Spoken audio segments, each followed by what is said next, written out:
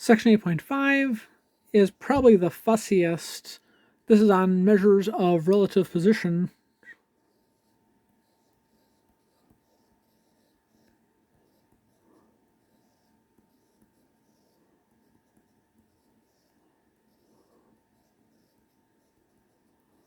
For data sets. So the idea here is something called percentiles.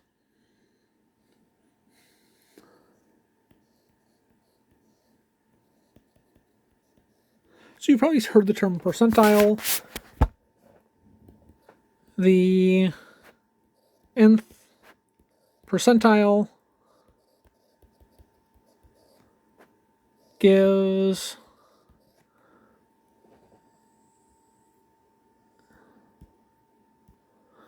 your book actually uses P.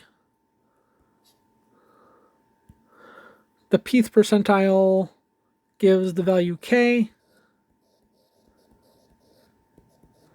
such that P% of the data values of the data set, P% of the values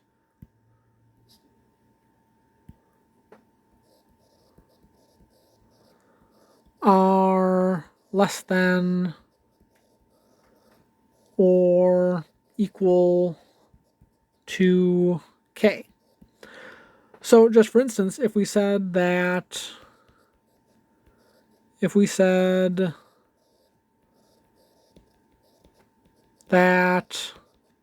23 was the 45th percentile,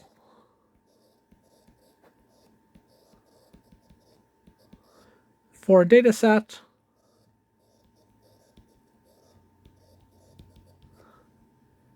then 45% of the values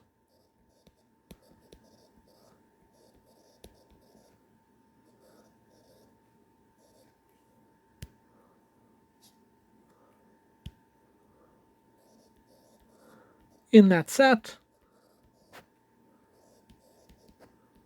are less than or equal to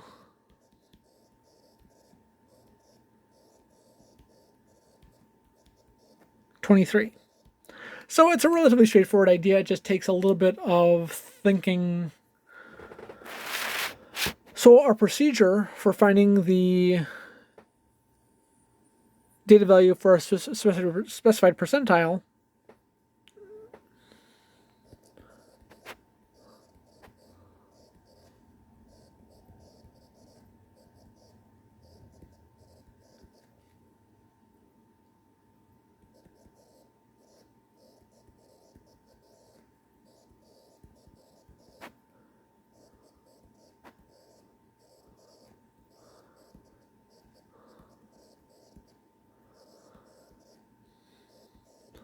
So if we're given a data set and we're told to find the 45th percentile, we want to know how do we determine what the 45th percentile is.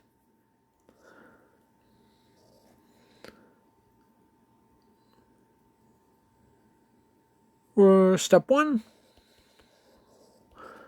is going to be arrange the data in order from least to greatest. Arrange the data from least value to greatest value.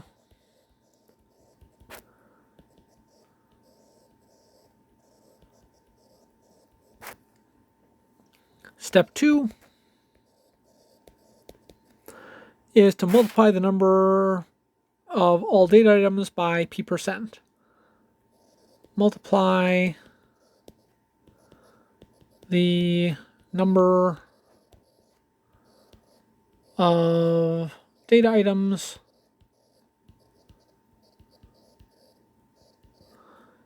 by P%. The answer is either a decimal or a natural number.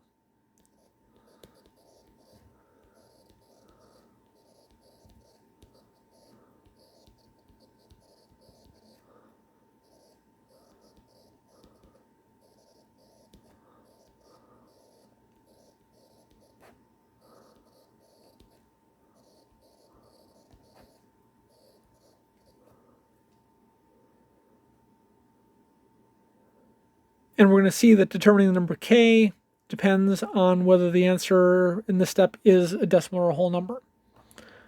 So choosing k will be determined by which out of decimal or natural number. Step 3,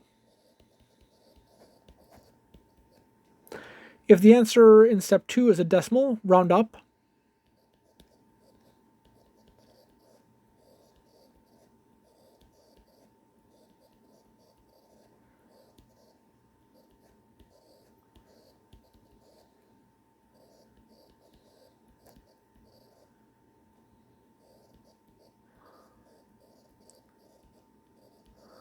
We round up to the nearest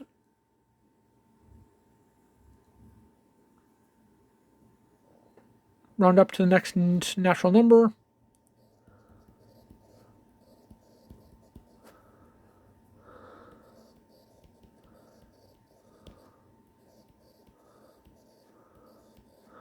And call this n, capital N.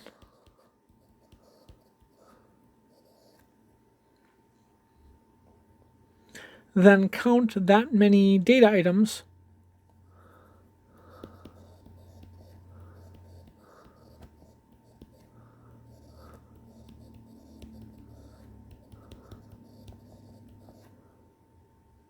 starting from the least value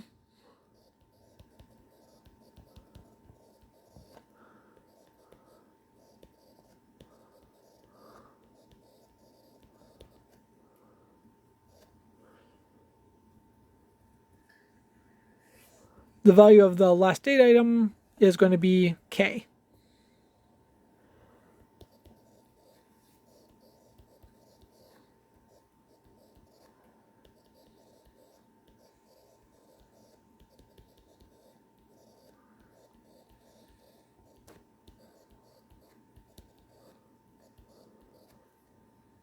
So that'll give us k directly. Step 4, so you're obviously going to use either step 3 or step 4. If the answer from 2 was a natural number,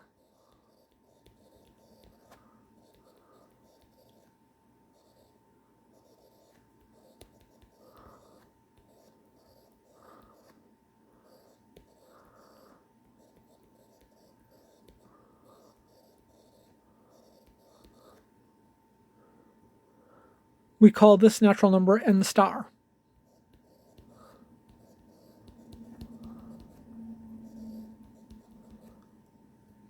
We then count that many data items, starting from the least, and write down the volume of the last data item counted.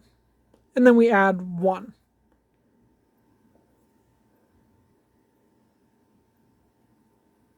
So actually,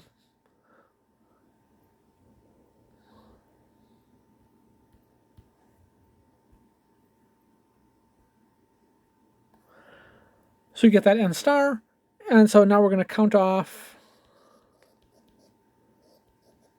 values from least to greatest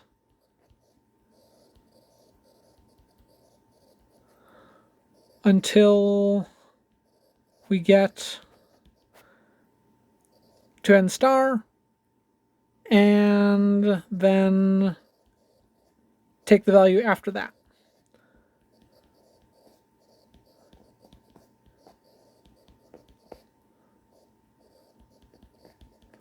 So we wind up getting 2 values.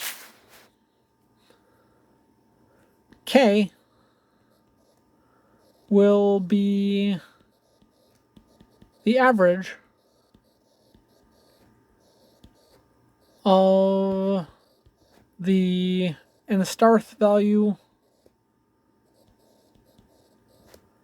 and the n star plus 1th value. So we'll do examples of all of these. This is, like I said, it's a fussy process.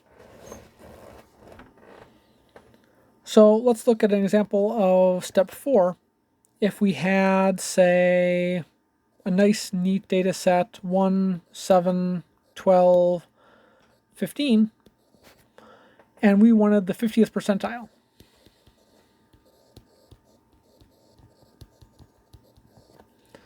We notice that 0.5 times 4, we notice where we have 4 values, so lowercase n equals 4, gives us 2. And so that's going to give us that capital N star is 2. And then that means that capital N star plus 1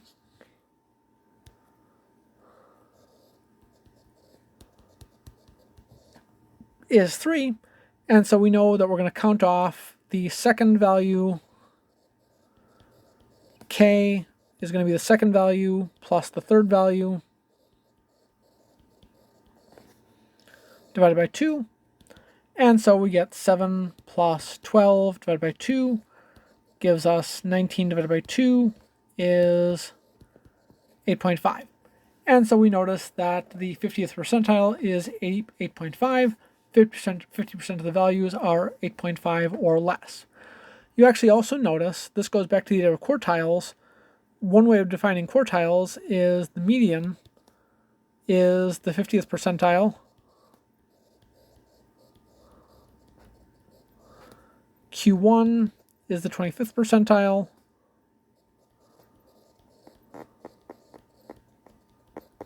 And Q3 is the 75th percentile. So this actually gives us an alternative way of calculating quartiles, if we wanted to. So let's look at a more complicated example. So if we look at a step 3 case,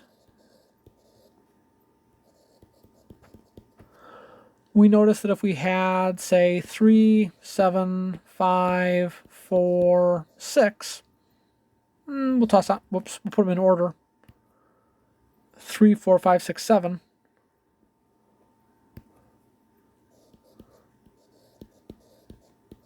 And let's toss in a 10. So we've got 6 values. And now let's say we're looking for the 80th percentile.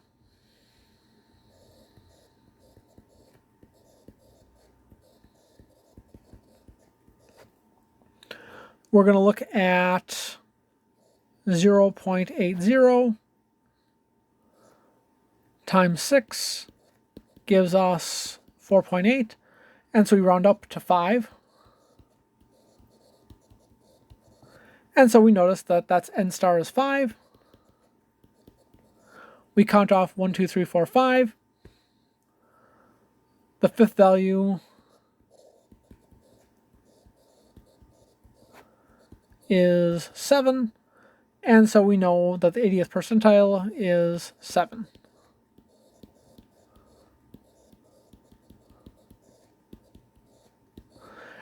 You also notice that this winds up being this really winds up being most useful for large data sets. You notice that if we had said 84th percentile, we would have quite possibly gotten the same thing. If we had taken 0.84 times 6,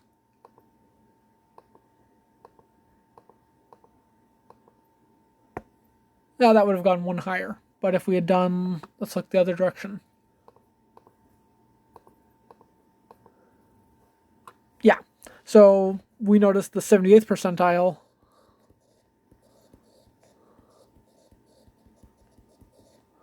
we notice we would get 0.78 times 6 would be 4.68, and so n star is still 5, and so we notice that the 78th percentile is still also 7.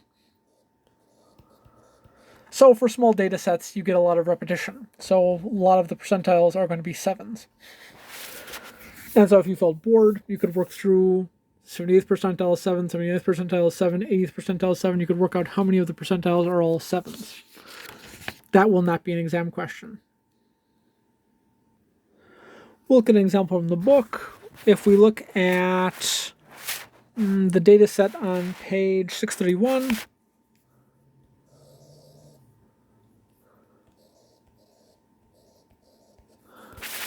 we have, we'll put it in order right away. Well, it is in order. Good. So we've got 8, 10, 12, 15, 18, 20, 23, 25, 27, 29, 31, 35,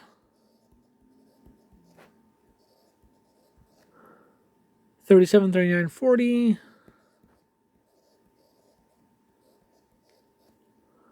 42, 45, 46,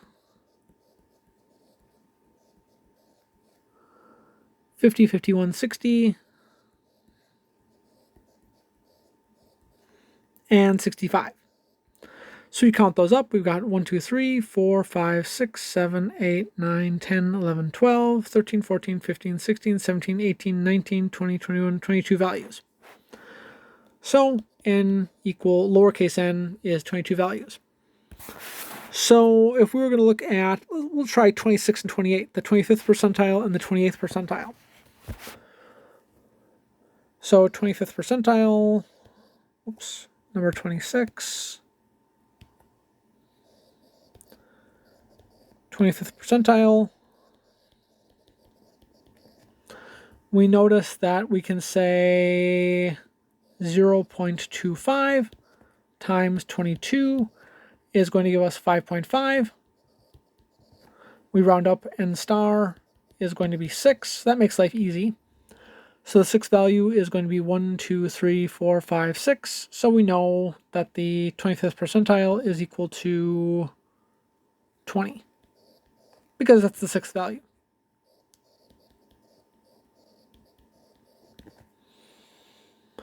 You notice that if we had been looking at the 50th percentile, just to compare, so that's actually number 27.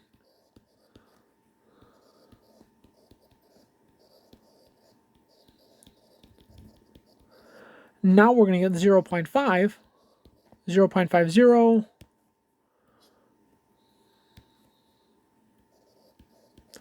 times 22 equals 11. So now we get a natural number. And so now we have to look at the 11th and 12th. And so now we're going to get the 11th value. We count off. That's 4, 5, 6, 7, 8, 9, 10, 11, 12. That's 31 and 35. So now that 50th percentile is going to be 31 plus 35 divided by 2. We have to average those. So that's going to be 66 divided by 2. 66 divided by 2, which is 33. And then, just to do it, number 28, we're looking for the 28th percentile. We notice that once we've got lowercase n, it's a fairly straightforward process. 20th percentile, we're going to take 0.28 times 22. That will give us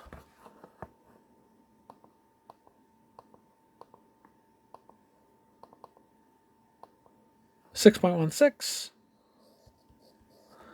Again, it's not a natural number, so we just round up to 7. And so we're going to get the next value is going to be 1, 2, 3, 4, 5, 6, 23. And so we notice that somewhere between the 25th percentile and 28th percentile, if you were curious, you could work out 26th percentile, 27th percentile, and see where does the switchover happen. So we can probably guess, we could guess that the 26th and 27th percentiles would also be 20, and that finally on the 28th percentile it bumps up to 23. But we'd have to check that. Last thing for this section is the idea of what we call the standardized value z of a data item.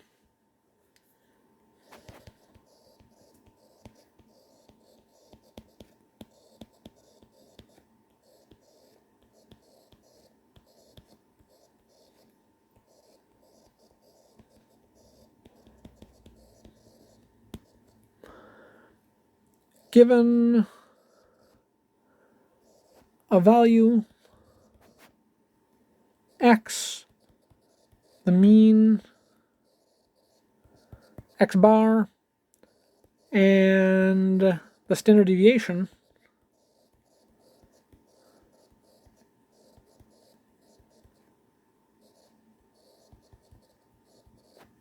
which I'll call rho. Your book doesn't use the letter rho, but it's a convenient notation. We know the standardized z value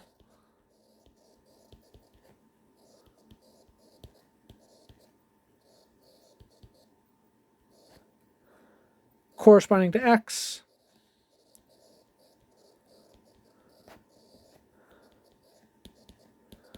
is z equals x minus x bar, all divided by rho. So in English, value minus mean divided by standard deviation.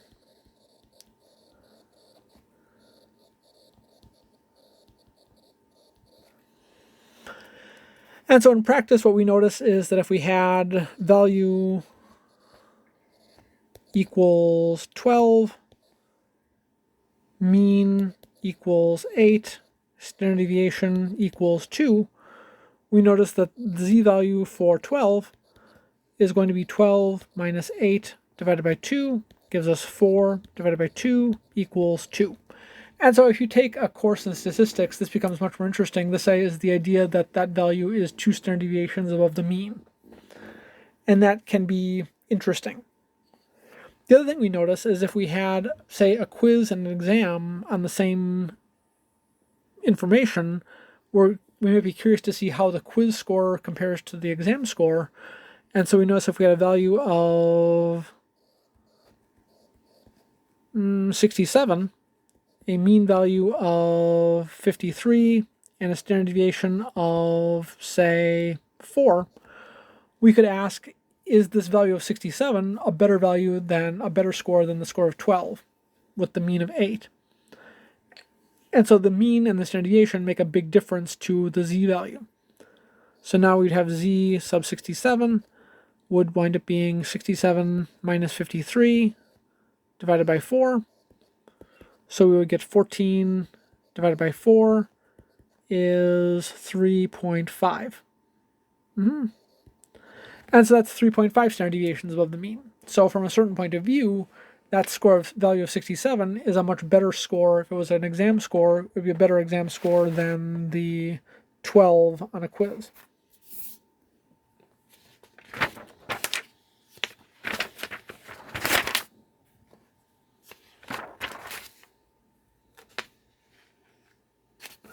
Let's grab one from the book. If we said that the mean value is 54 and the standard deviation is 3, so this is number 50.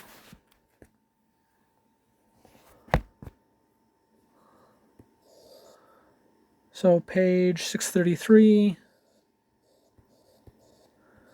Number 50, we know that the mean is 54.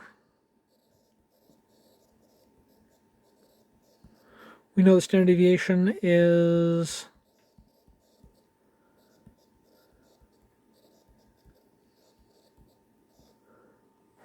3. And we want to know the z value for 57 and for 44. So z sub 57, we're going to get 57 minus 54 divided by 3, gives us 3 divided by 3 is 1. And if we had 44, z sub 44, we get 44 minus 54 divided by 3, gives us negative 10 divided by 3, gives us negative 3.3 repeating. And so we notice negative z-scores basically lets us know number of standard deviations below the mean. And so we can go either direction.